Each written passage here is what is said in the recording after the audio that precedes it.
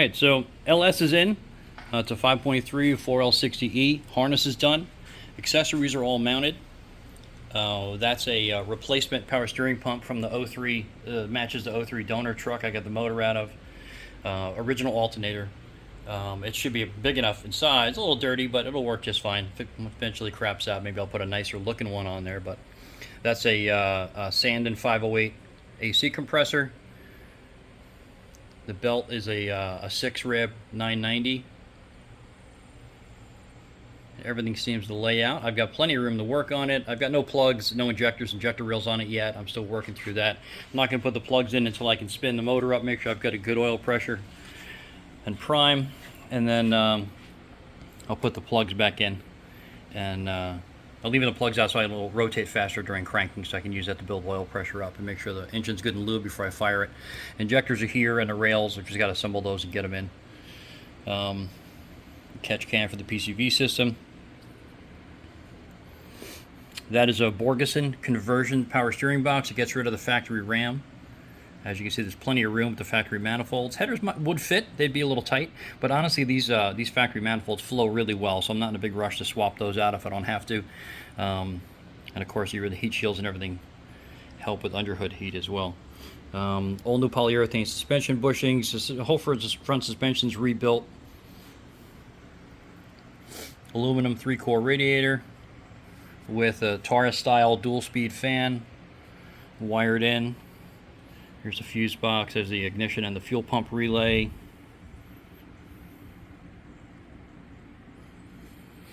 The fan relays are down there. Now, this is the hood prop. It's not on yet because obviously the hood isn't on yet. AC condenser's in. It's a regular 82 Corvette condenser with the factory brackets, new factory brackets, because the existing ones were missing when I got the car. Those are electric motor conversions for the front headlights because the vacuum system is a disaster and I didn't want to deal with it. I spent enough time working on those systems in dealerships and they're non-stop trouble. And I didn't want a winky car with one light up and one light down half the time.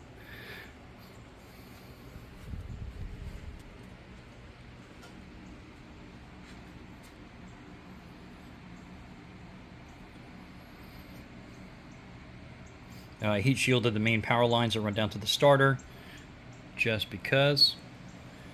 Trans dipstick. And then I'm going to make a nice cover for the top of the intake so it looks a little prettier. These TBSS manifolds aren't the prettiest, but they make great power. I thought about getting a car manifold so I could keep it under the hood, but honestly, I didn't want to give away 40-50 horsepower just to be able to keep the hood stock. This isn't a collector car. This isn't a rare. This isn't going to be a show car.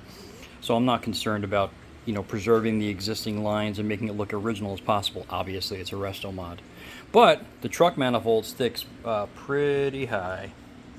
So yeah, I'm probably going to be opening a hole in the hood. I'm also looking at cowl hoods. I like those too, or the L88 hoods. Got to get a windshield dropped in. It's all ready. The dash is all done, ready for the glass. Seats are rewrapped, door panels rewrapped.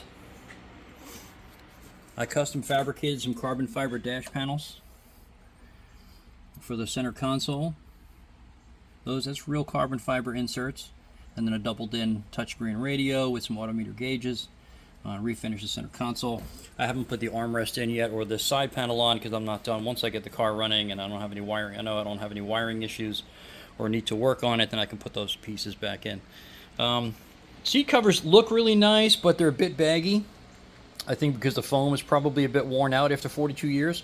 They're comfortable. The foam feels resilient, but I think it's shrunk over time.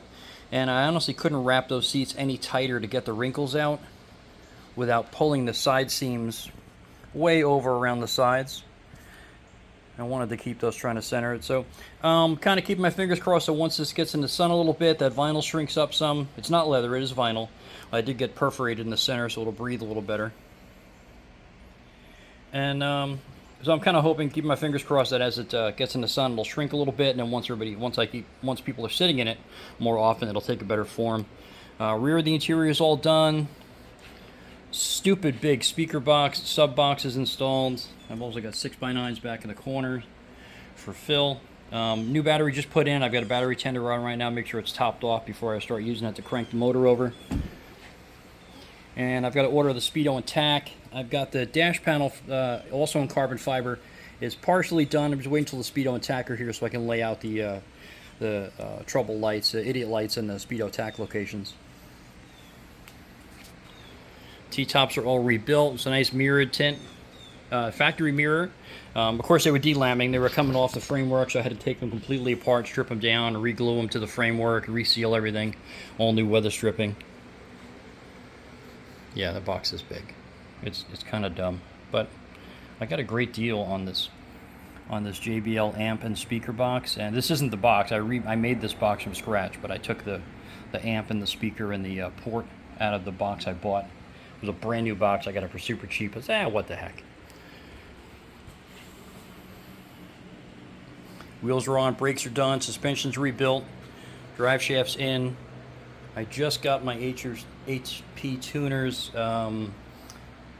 MVI3 tuning port or tuning interface, so I'm going to get into that and start working on the tune.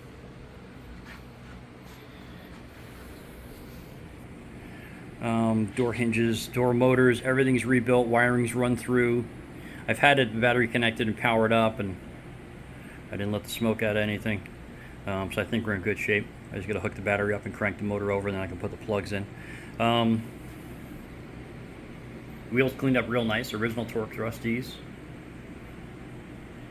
I'm torn on what to do with the exhaust system. I love the side pipe look on Corvettes, but I also love the way this car looks, or this body style looks, with just the bare sides and that real skinny kind of voluptuous curve on the side.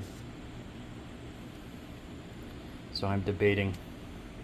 I don't want to use the same cheesy side pipes that everyone else uses with the heat shields.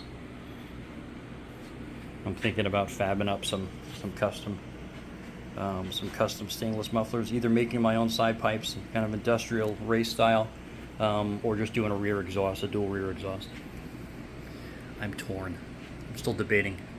If you have any ideas, suggestions, feel free to comment in and let me know what you think.